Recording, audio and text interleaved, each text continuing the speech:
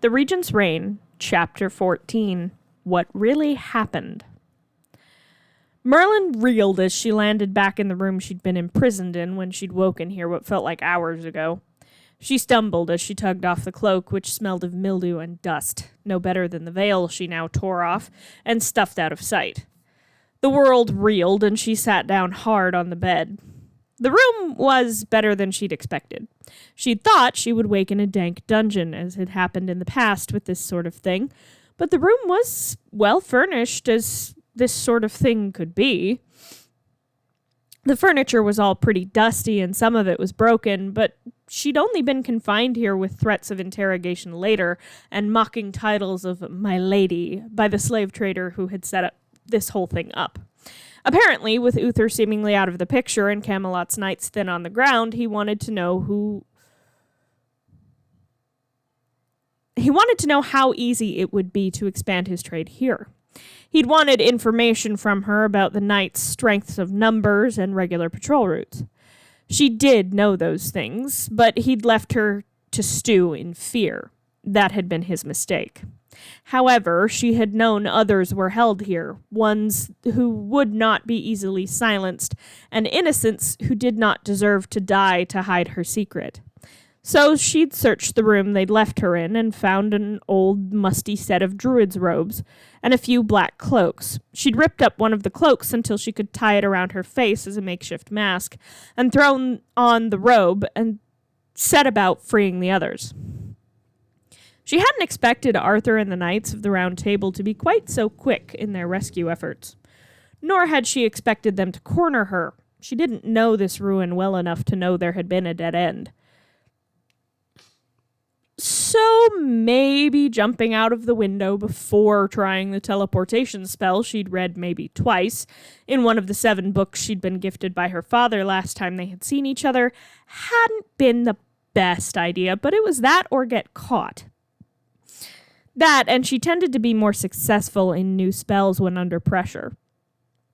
So maybe she shouldn't have spoken, but the spell to distort a voice was one she'd actually tried before. Though no one but Gaius had heard her speak like that before. He'd said there was none of her regular speaking voice left in the echo and distortion the spell caused.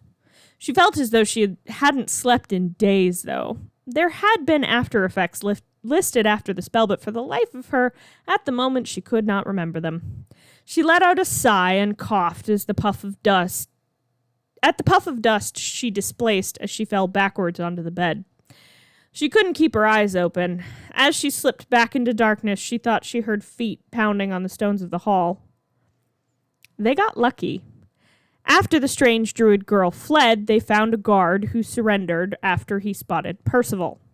According to him, the freed slaves had revolted against them after the druid girl sprung them from the dungeons and killed most of the others. "The physician you lured out of Camelot, the girl, where is she?" Arthur demanded. "Tower! She's in the tower! Gren had the key, though, and I don't know where he is," the man said, pointing down the hall. Glancing at Percival, Arthur shrugged. "I don't think that'll be an issue," he said before dispatching the guard. He led the charge. There was only one tower left standing here, after all. The door was locked, but the old, slightly rotted wood gave way easily under Percival's foot. Arthur ran in and let out a shaking breath, stowing his sword as he spotted Merlin on the bed. She didn't stir, and for a moment Arthur's heart stuttered until he noticed the rise and fall of her chest. He ran to her, cupping her face in an attempt to wake her. She still didn't stir. Her breathing was even and deep, as though she was asleep. Carefully, Arthur picked her up. Percival stepped up to them. "There are a lot of stairs between here and the horses. I'll carry her, sire. If we're attacked, you'll need your sword," he said, and Arthur had to admit he was right, and reluctantly handed Merlin over. She slept on. Arthur couldn't help but think she was likely drugged to keep her compliant. They reached the horses without complication or resistance. It seemed that the slavers had either been killed by their would-be slaves or had fled. They mounted back up, Arthur first, Percival handing him Merlin after he was securely mounted. The freed slaves had already fled, leaving only the knight's horses behind.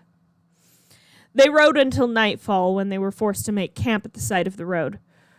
Arthur passed Merlin down to Percival again. Camp was set up quickly, and Arthur fretted over Merlin. They'd have to have had her for several days. How often do you think they drugged her?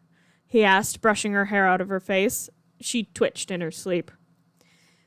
Knowing Merlin, often. She's a good bit of trouble, Leon said, and Lancelot nodded. He's not wrong.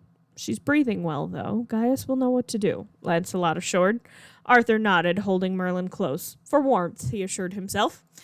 Yes, he was worried about her, but showing it outside of the safety of Camelot felt more dangerous. He wrapped his cloak around her and sighed as she seemed to burrow further into the makeshift blanket and closer to him. He fell asleep holding her, and for the first time in a very long time, he had dreams of peace instead of bitter dreams of a past now soured by betrayal.